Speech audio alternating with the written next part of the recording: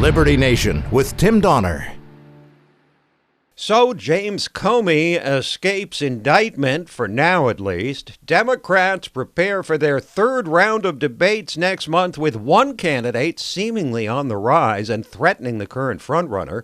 Trump derangement syndrome continues to spread unabated.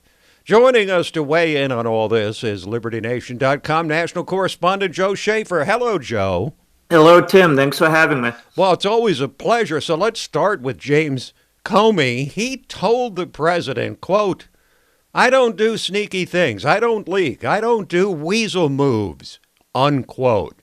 Just as he was preparing to leak details of his private conversation with the president, which he set up for the express purpose of getting dirt that he then released to a professor with instructions to leak it to the media in hopes of triggering a special counsel investigation. And now he's condemned in the Inspector General report, but there won't be an indictment. So do you think the lack of an indictment was only because recommending one would appear to be simply retribution against the president's political opponents?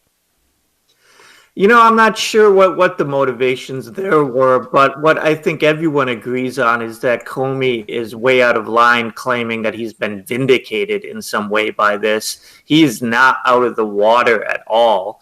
The Inspector General Horowitz found that he violated bureau policy.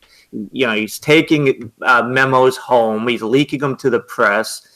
And it's not over for him. Devin Nunes says that he's got some good groundwork here to continue the investigation. They're going to go after Comey for FISA violations.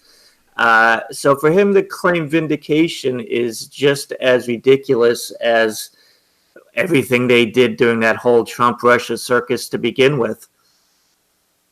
All right, let's talk Democratic presidential primary. We'll skip the Republicans for a while, even though Joe Walsh, not the musician, but a former congressman, has entered the fray against President Trump on the Republican side. But on the Democratic side, you've got now about 20 candidates now that Kirsten Gillibrand has regrettably dropped out of the race. But let's talk turkey in terms of the people who can actually win this thing. While most every other candidate, from Biden to the bottom of the pack, has seemed to either be running in place or losing ground, Pocahontas, Senator Elizabeth Warren, has been on the rise. She famously has a plan for everything, Joe.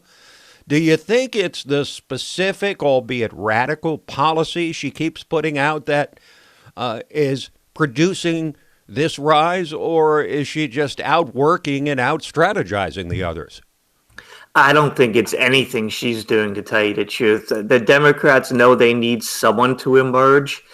We were talking about Warren last fall, just how horrible a candidate she was even before this thing began. And I didn't think she'd be anywhere near the top as she is now. But it's more that the Democrats need somebody. It's nothing she's doing to stand out.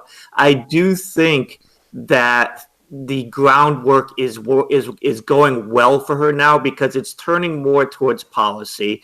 Gillibrand dropping out is kind of a signal that even Democrats have had it up to here with the pandering, the reality TV show stunts, and it hides Warren's faults for her to focus on policy. Our guest here on Liberty Nation Radio is Joe Schaeffer, national correspondent for LibertyNation.com. Let's turn our focus, Joe, to Kamala Harris, who is the big story in the first debate when she went after Joe Biden on the issue of race and busing, of all things, which was about 90% unpopular in the 1970s. But Kamala has failed to gain any ground since that first debate. What's her problem? Her problem is I don't think she has much to offer. We're seeing, hopefully, Democrats moving away from, like I said, this pandering on racial issues and identity politics. But as I wrote in an article this week, I think it hurts two of the so-called top-tier Dems. I think Kamala Harris definitely is top tier. Pete Buttigieg is close to top tier, but I don't think he is. But I think both of them are hurt by a move towards a substantive policy debate. As I said, it helps Warren. I think it helps Bernie Sanders because he's terrible when he starts talking about that. But Harris is playing kind of this neat game where she's always bringing up race. She's always like busing and all these other things. She's always defining who is and who isn't a racist.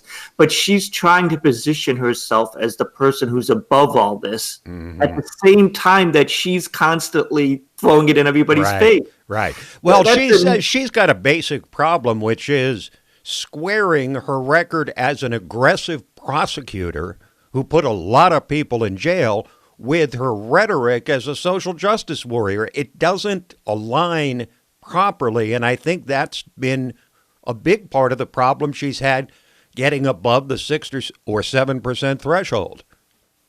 Well, I couldn't agree with you more on that. I think it's just another sign that she really doesn't have a lot to talk about. Unlike Elizabeth Warren, who has a lot to say, the question is whether that's palatable to the American people. But Kamala Harris, as you said, has been kind of an empty vessel over these last few weeks, sort of lurching back and forth between various positions and saying one of the things that I think is very revealing, the number of times that Kamala Harris answers a question about a tough issue by saying, we need to have a conversation about that. Oh, please, come on. This is a presidential primary. Here's where you have the conversation right now.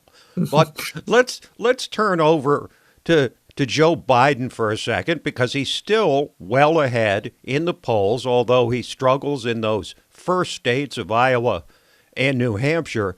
Biden and his wife Jill, or Dr. Jill Biden, as they demand that you call her, have been pushing electability. They ran out a spot, a big TV ad in Iowa saying basically, forget about policy. We've got to beat Trump. And Lunch Bucket Joe's the only one who can pull it off. Have you ever witnessed before a presidential candidate do that, tout only their electability? And then, Joe, what happens if his poll numbers go down? What does he hang on to then? I think he's a phony candidate. He's a phony lead candidate, that's for sure. These polls are mostly name recognition. And what he reminds me of, I don't know if it's a perfect comparison, he reminds me of Hillary in 2016. Yeah. In that he is the establishment machine establishment candidate. She was running basically on I'm inevitable. And with her, it was, I have the power to get this nomination. You can't stop me. Right. So Democrats, you have to vote for me because I'm inevitable. And Biden's sort of doing the same thing in a different way. He's saying, you want to beat Trump, it's got to be me. Nobody else can do it. It has to be me. And I don't think that that's necessarily true. I think he's right that these other Democratic candidates would be terrible against Trump. But that does not mean that he is going to be a successful candidate against Trump. So I agree with you. He has really nothing to say except for, I'm inevitable. It's got to be me. I'm the only one. And, his gaffes, he sort of reminds me of, again, with Hillary had serious health concerns, as we all remember from 2016, where they're shaking and coughing. That did serious damage to her. And collapsing at that September 11th event. Let's not forget that. That was a red alert for the voters. But it seems to me, Joe, that what Joe Biden is doing is providing essentially a third alternative in this election. You have Trumpism, which is quite obvious what that is. You have the socialists in the Democratic Party who want to go radically in the other direction from capitalism to socialism. And then you have Joe Biden sort of a third way saying, let's just go back to the good old days of Biden and Obama. And I'll just soothe the savage beast. We'll calm things down and we'll get back to normal. Thank you, Joe. Thank you. That is Joe Schaeffer, national correspondent for LibertyNation.com.